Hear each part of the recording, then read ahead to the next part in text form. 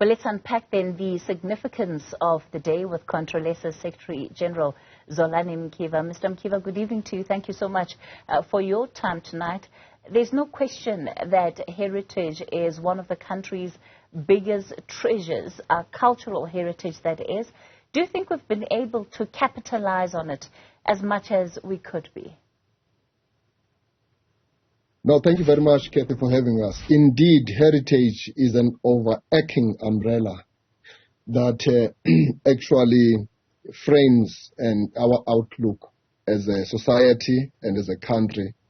It also points to where we come from, where we are, and where we want to be, actually. It is the rhythm and the rhyme that gives us the heartbeat as a nation.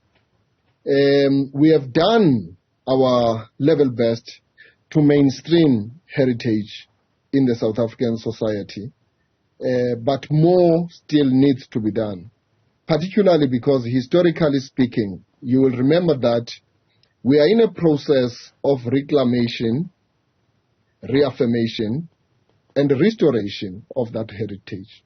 So the new South Africa is really in these 30 years, it has been years wherein it has been a building block of that restoration. Insofar as what we have done so far, I don't think we need to be hard to ourselves because we have achieved to a greater extent the national unity. And I think the majority of South Africans understand the commonality amongst us as citizens as we are defined by our national interest. We are united in our diversity and we appreciate each other's cultural ramifications, which may have differences, but we capitalize on the commonalities that we have and the fact that we have to build together a future. So one of the things that we need to do in order to infuse heritage in the public discourse is to ensure that even the policies, the laws, and the practices, as well as government programs, they should actually be anchored into that particular heritage. So heritage, there shouldn't be a disconnect between what we are doing institutionally and what we are doing at a social level. We should actually do everything we can to synergize, to ensure that the history of coloniality is totally alleviated, to give effect to our Africanity and Africanism in the form of our cultural values, the values of Ubuntu, the norms as well as the standards which are based in the majority of cases on indigenous and knowledge systems which were relegated to the background during the apartheid era. And I think that's an important point to pick up on, this issue of mainstreaming, because in many ways, when we talk about our cultural heritage, it almost has become accepted as existing outside of certain institutions. We can talk about the difference, let's say perhaps between South African corporate culture versus what is South African life, which is why Heritage Day then takes on the form of being an exceptional day and not necessarily, a norm in our society. No, correct. We have to do everything we can to close ranks in terms of the different facets of our life. The corporate world in our society cannot afford to do things that contradict our culture and our heritage. Basically, they should be taking cue because heritage is a cornerstone of culture and culture is the design of living of a people. And therefore, what corporates does must be complementing the lifestyle and the livelihood of the people with the aim of actually improving the lot of people. So I'm saying, therefore, that you are correct on that score, that we need to close ranks. Of course, there are big gaps, and those gaps are informed by a history and experience which is uniquely South African.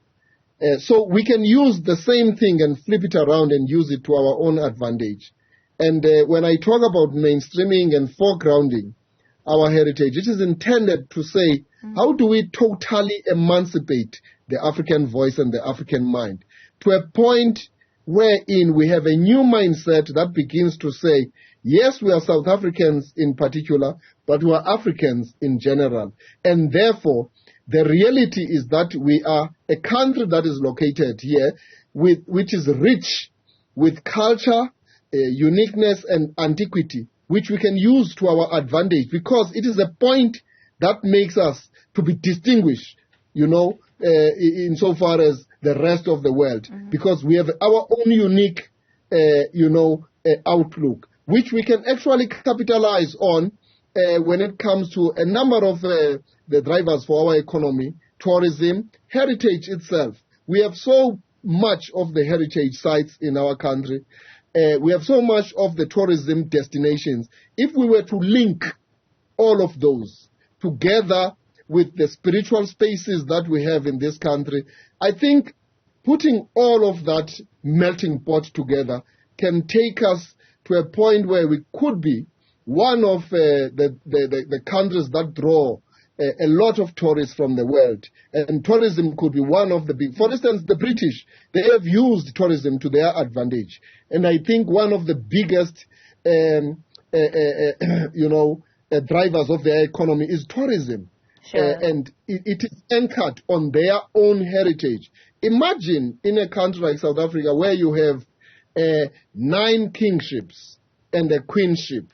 If you were to mainstream that and sell it and package it properly to the world as our heritage and use it to attract people to come to our shores to see the beauty that we have, which is uniquely South African, we can change the face of our country as well as the livelihoods of our people. So heritage also must not be disconnected to the fact that it is something that we see from a distance from how people live their lives. So that it is something that actually can play a role economically to transform the lives of the people for the better. That's how we must look at heritage. And when everything else is said and done, the only thing that society is left with is heritage.